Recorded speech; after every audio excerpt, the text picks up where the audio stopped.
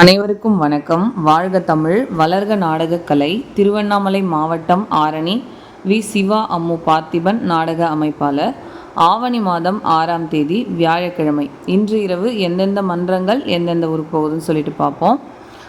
நேற்று பார்த்தீங்கன்னா நம்ம மேல் ஒட்டிவாக்கம் ஜீவா நாடக மன்றம் சேவூரில் நாடகம் அப்படின்னு சொல்லிட்டு போட்டிருந்தேன் பதிவில்.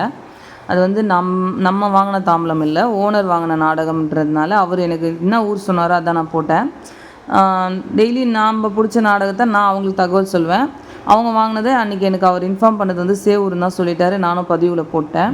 அதுக்கப்புறம் சேவூரில் நாடகம் இல்லைன்றதே எனக்கு ஒரு 10:45 11 மணிக்கு தான் தெரியும். அதுக்கு மேலே நான் பதிவில் போட்டாலும் யாருக்கும் அது தெரியவும் தெரியாது அப்படி சொல்லிட்டு எப்படி பண்ணுறதுன்னு தெரிலன்னு இருந்தேன். அப்புறம் ஒரு 4-5 தம்பிங்க ஃபோன் பண்ணிட்டு இருந்தாங்க. அக்கா சேவூரில் இருக்கோம். 2-3 அண்ணனுங்களும் ஃபோன் பண்ணாங்க. சேவூரில் நாடகம்னு சொன்னீங்க இல்லைன்ட்டு.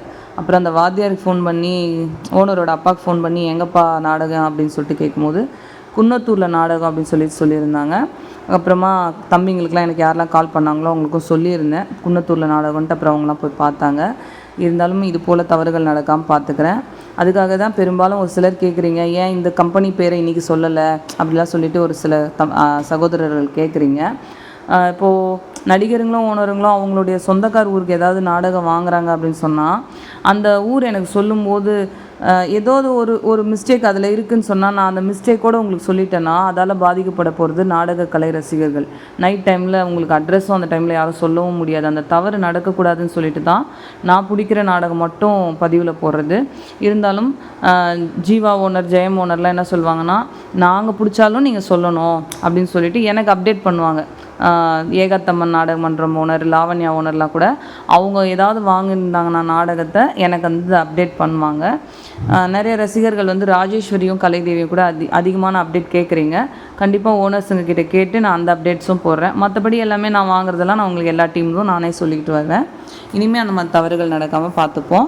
இன்றைக்கி நம்ம ஆரணி தனுஷ் நாடக மன்றம், தேசூர் அடுத்த சோலை அருகாவூர், ஆரணி தனம் நாடக மன்றம், மாம்பாக்கம் அடுத்த ஒகையூர், கோணலம் ஏழுமலை நாடக மன்றம், ஸ்ரீபெரும்புதூர் அடுத்த அமரம்பட்டு, ஆரணி நந்தினி நாடக மன்றம், கிருஷ்ணாவரம் அடுத்த விலாநல்லூர், செய்யாறு ஸ்ரீ வாணி நாடக மன்றம், மாம்பாக்கம் அடுத்த தோணிமேடு, மேல் ஒட்டிவாக்கம் ஜீவா நாடக மன்றம், தேசூர் அடுத்த மடம், முத்தாலம்மன் நாடக மன்றம், மாங்கால் குட்ரோடு அப்படின்னு போட்டிருக்கு. மாங்கால் குட்ரோடு காலனின்னு போட்டிருக்கு. இதுவும் ஓனர் சொன்னது தான், அதனால் எனக்கு சரியாக தெரியல.